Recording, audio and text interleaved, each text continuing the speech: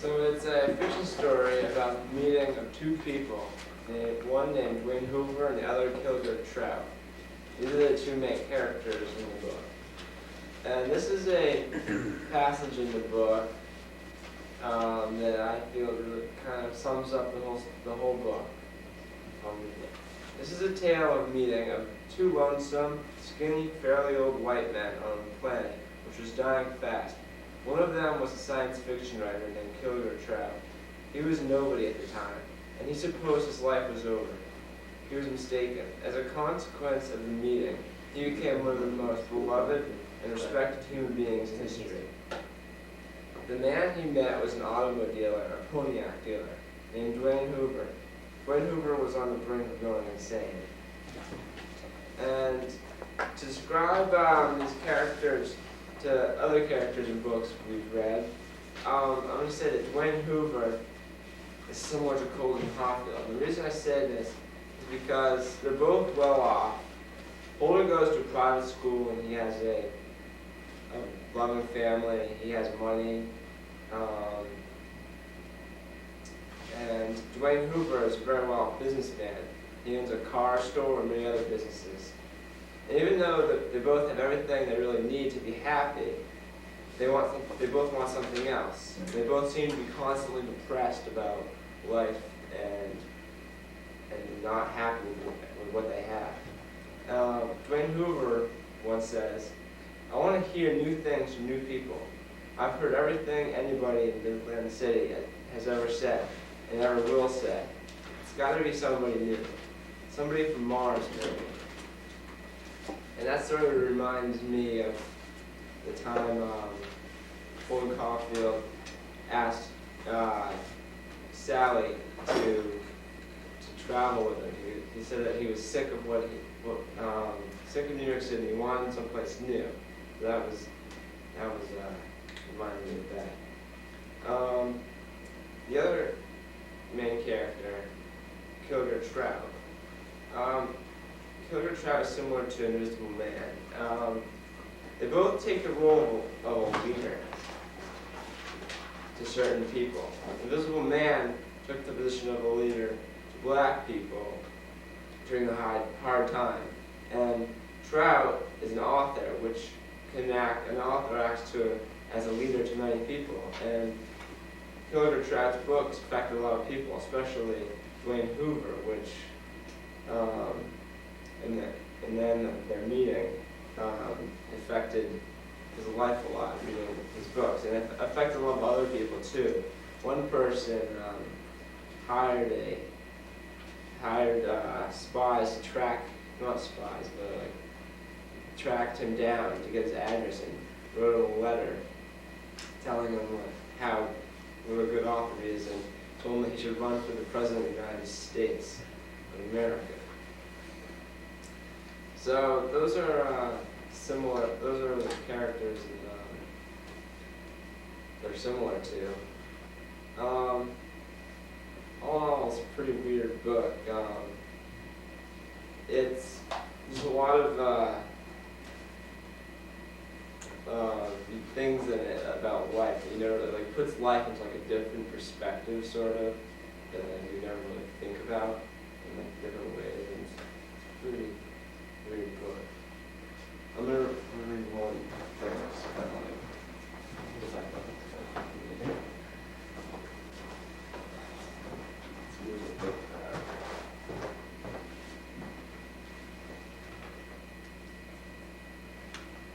This is just like an average paragraph in this book, just so you can get an idea of the book.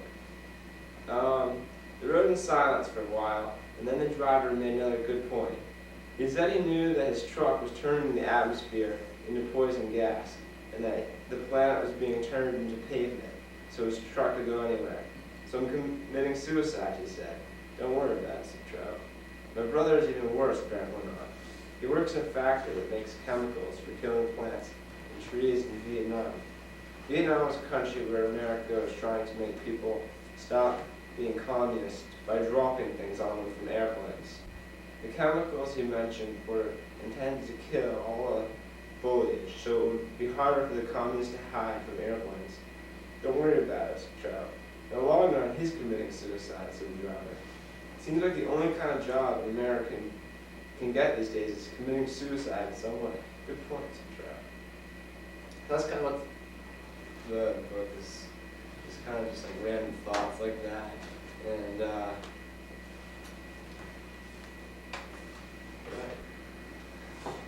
you done? Yeah. Rock and roll. Alright, as you all know, the book I read was The Grapes of Wrath. It was published in 1939 and it was written by John Stark. Its main concept of the book is about the Joe family get out of the Dust Bowl during the Depression, and they want to go to California where they think it's all nice and beautiful and they think there's going to be work out there. There's really not going to be. The main character, Tom Joe, the second son, as you'll see on your sheet, goes through many changes, the bulk being from going from an individual to a well-rounded group member. Just so you understand, like, the basic idea of the book, I'm just going to go through, like, the first things that happen in it. At the start, Tom hitchhikes with a truck driver to a spot near his house. Tom also tells the driver where he's been. Tom has served 4 years in prison for homicide, and he was paroled. Soon Tom meets up with the preacher Jim Casey, and they share alcohol and stories about how hard it is. Jim talks mostly about the Dust Bowl and how some families are getting frustrated and going to California where there is supposedly work.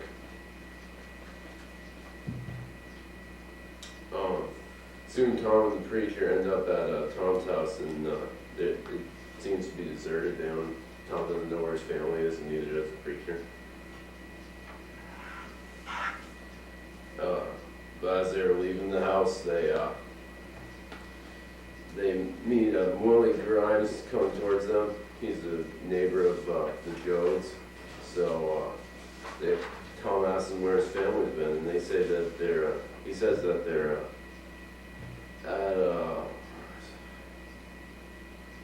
at Uncle John's because they had to get off their land, because otherwise the bank would have taken it away from them, or the bank's going to take it away from them.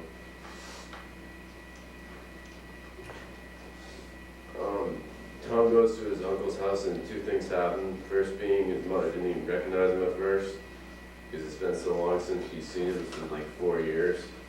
So he's changed a lot. And everyone thinks he busted out. He wasn't paroled, but he has to tell everyone over and over and over again that he was paroled because no one believes him that he was let out. And basically right after Tom gets there, they have to get out of there because the bank's going to take away that house too, and they pack up and go to California. And with that, they have to make the decisions of what to bring and what not to bring, and they decide that they actually do sell like $18 for what they sell, but that really isn't that much. And along with that, they also had some other money which they bought it was a 27 Dodge pickup with, so they could throw all their stuff in there, and that cost them $75.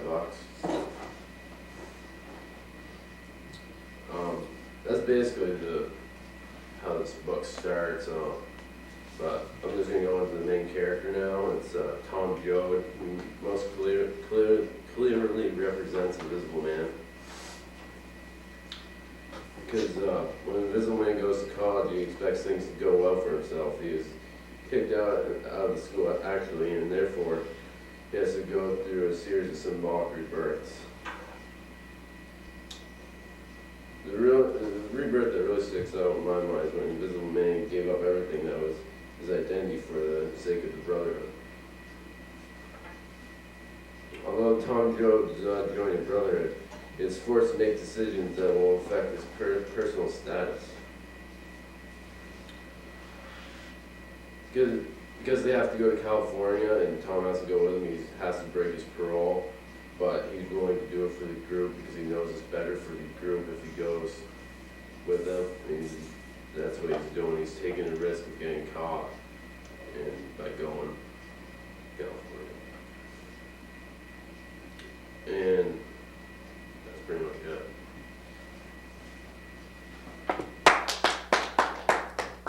The book, The Pearl, and it's by John Steinbeck. It has approximately 118 pages in it. It is fictitious, and I would probably put it under the adventure section. This book mainly takes place in a rainforest, and they really explain it really well if you're able to visualize it. It's basically in a tribe that lives in thatched huts, basically like in South America right now.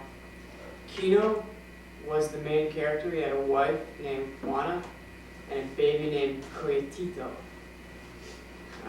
Again, they all lived in the forest in this one big tribe and in a thatched hut. They had very little outside influence on themselves, so they believed in many of the old tribal ways. Their religion was, they believed in many gods. They had many songs and chants and different ways of worshiping and believing in the different gods. In the beginning of it, Coyotito was actually bit by a scorpion that he almost died, but according to their belief, the gods blessed them because that night, Kino went down to find a pearl in the ocean, because that's what he does for his job, and he actually found one. And it said that whenever one of the tribe people finds one, the gods are smiling at you or blessing you. And right after that, Coyotito got cured, or at least better. So anyway, when Kino found this pearl, it was extremely large. It was said to be the pearl of the world. And he thought that it was their big break because nobody's ever seen a pearl of this size ever. And it is just absolutely magnificent. So he lets that take advantage of him, so he starts to get greedy.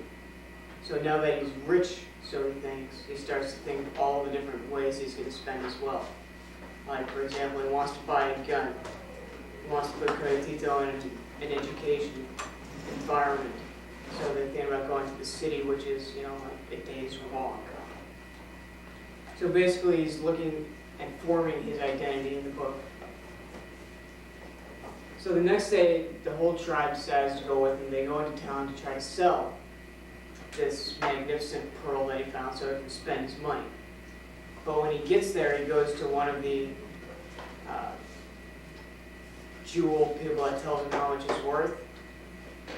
And they tell him that it's not worth anything. It was like fool's gold. Then, of course, Kino throws a little hissy fit because he thinks it's their big break and so on and so forth. So he thinks he's being ripped off. Right after that, Juana, his wife, thinks that this pearl is only going to bring grief and sadness and problems. So she thinks it's evil and it's from a bad god. But Kino refuses to believe that because, again, he thinks it's his big break and he's greedy and he's got an identity problem. So the next day, he plans to go to the capital. The problem is that night, 2 people tried to mug him once they were back in the tribe. But he ends up killing them, and obviously they don't get away with the pearl. So then right after that, Juana again tries to get him to throw it back into the water and be done with it. But now they're on the run because he just killed 2 white people and they're natives, so they're looked down upon. And so they decide to pack up and leave their stuff to try to get to the capital, sell the pearl, and just disappear. But of course, that wouldn't make it still hard. On their way to the capital, a few days away, they realize they're being trapped by the city people because obviously he's now a double murderer. So he tries to lose them on the trails, goes up the side of the mountain, tries to make it so they cannot find him. But of course, they are really good, and he realizes there's no way for him to disappear or go anywhere while these guys are on his back trail. So then he makes the decision to kill him. you know, Juana is obviously against this because she feels that it's not right and they can get away, but Kino doesn't want anything to happen to Koitito and his family, so he decides to kill him. And so therefore he does, and they head back to the tribe right after that because Juana finally convinces Kino that the pearl does not bring anything good. It was just being greedy, and it's really not worth anything. It's not their big prey. So they actually end up going back to the village, and at the end of the book, he throws the pearl back to where he found it, into the water. And that was basically the end of the book. This whole thing was basically on identity crisis, changing your identity because he was greedy, and right in the middle, and then he had to lose that, and it all has to do with beliefs and adventures. And if you really want to know how the book ends, you're going to have to read it yourself. And it really relates to Catcher in the Rye, Native Speaker, and all that, because they were all about forming your identity, changing your identity, and then becoming somebody else. This guy started out good, went bad, killed 4 people, and then ended up being good at the end. This book is fairly straightforward and to the point. I would recommend it to just about anybody. It is, like I said, 118 pages. So if you're looking for a good, short, quick read that it's not too complicated, there's not too many symbols or anything like that, The Pearl by John Steinbeck would be a good read for you.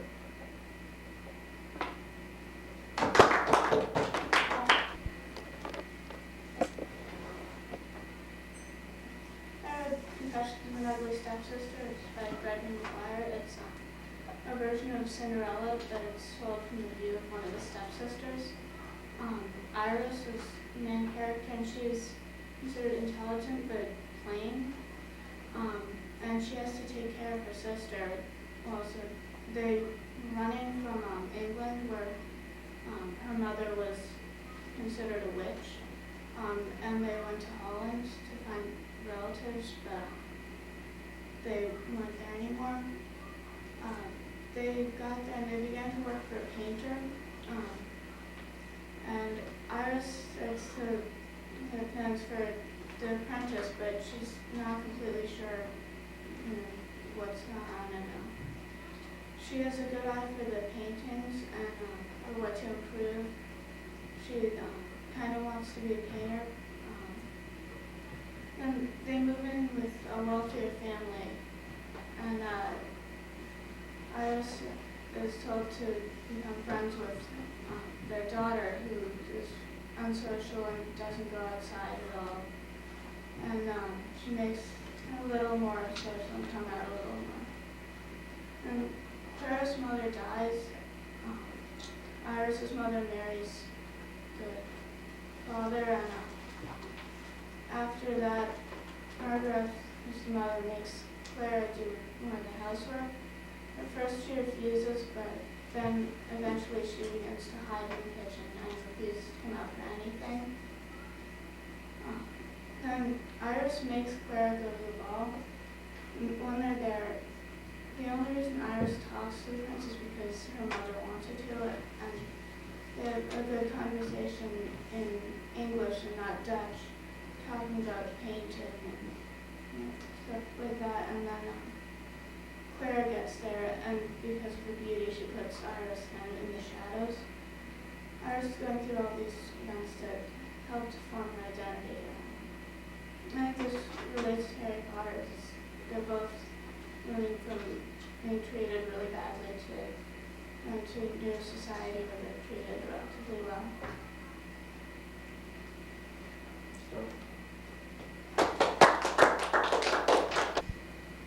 Okay, I read the book The Great Gatsby by Fitzgerald, and the main characters in this book are Nick Carraway, Tom and Daisy Buchanan, and Gatsby.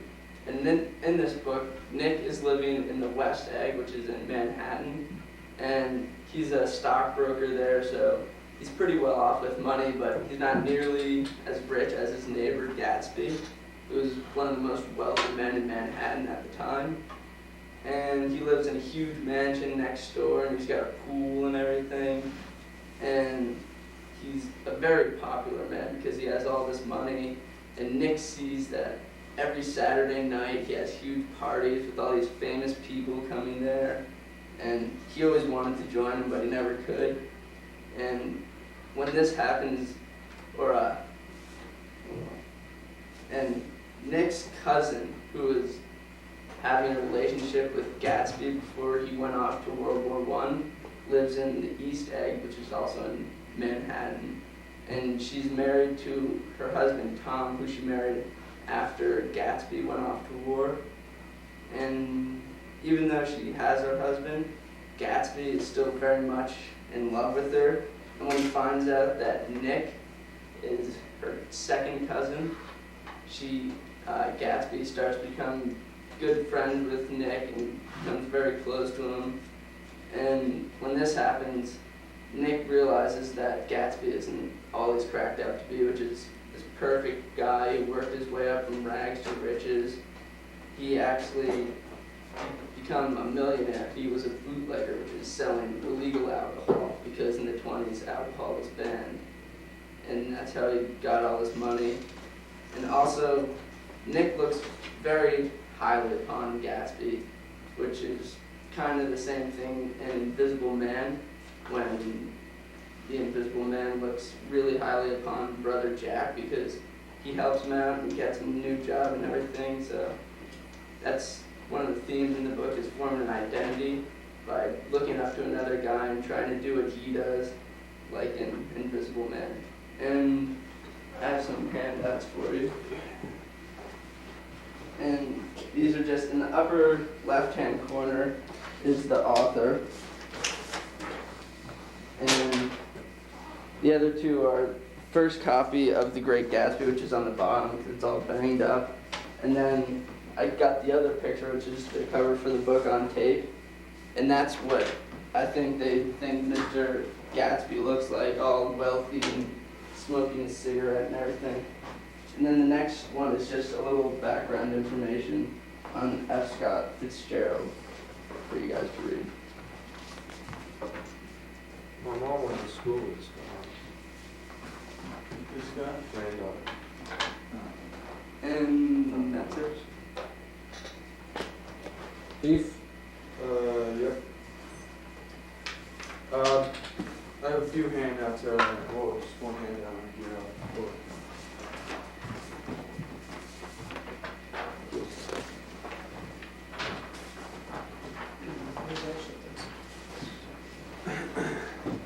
In the top left-hand corner, that's the cover of the book.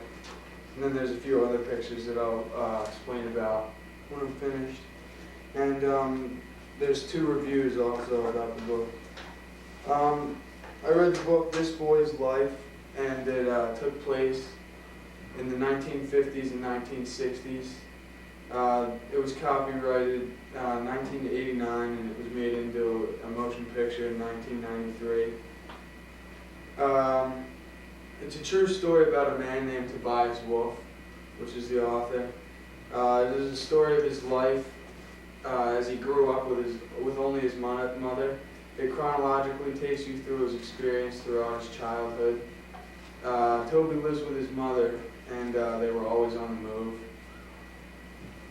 When Toby was young, he and his mother moved to Seattle, Washington. They moved in hopes of starting a new life together. Once in Seattle, his mother started dating. Every guy that she dated turned out to be like a loser, like deadbeat, except for one guy who had promise. She continued to see that guy, and then eventually Toby ended up moving up to his house to live there for a while because his mother was thinking about marrying him. And eventually they got married not long after Toby moved up there, and ended up that his name was Dwight. Dwight was very abusive towards Toby. First, like behind the mother's back, and then eventually he's out in the open. Dwight had Toby enroll in the Boy Scouts of America, and Dwight was a scoutmaster and didn't treat Toby fairly. He didn't give Toby the recognition that he deserved for the badges that he had achieved. He refused to make Toby an Eagle Scout. And one day Toby had the plan to gather all of his money and run away to Alaska. But the plan failed because he ended up spending all his money at a carnival. The only time that Toby and Dwight got along was when Toby got in a few fights at school sometimes. And I don't know, kind of made Dwight proud of Toby that his stepson, I don't know, getting fights and everything. I don't know, it just made him proud. And it made Toby happy. But that relationship didn't last long. And on long drives, Dwight would stop at a bar and get drunk. And he would drive recklessly, and then when he got home, he would beat Toby. And that went on all the time. Toby hated Dwight. He always wanted to get out of the family. He didn't see what his mother saw in him. Thought that he and his mother should just run away sometime. And Dwight one time threatened Toby's mother, saying if she ever left him, he would track her down and kill her. Once Toby got to high school age, he decided to apply to prep schools in order to get out of the family and escape the abuse.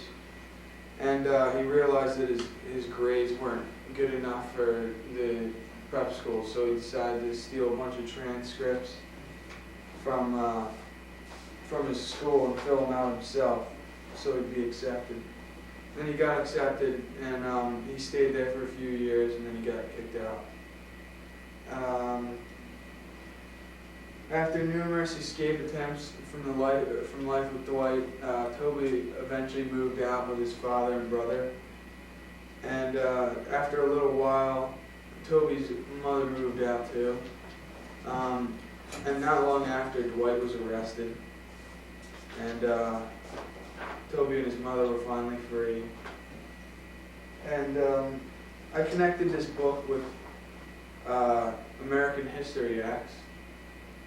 Because, like Derek, Toby grew up in a broken household without a father. He led a life filled with mischief and abuse. And Toby did not know what he wanted out of life. And like Derek, he came to the realization of what he had to do to get out of the life he was living. He got his act together and started to succeed.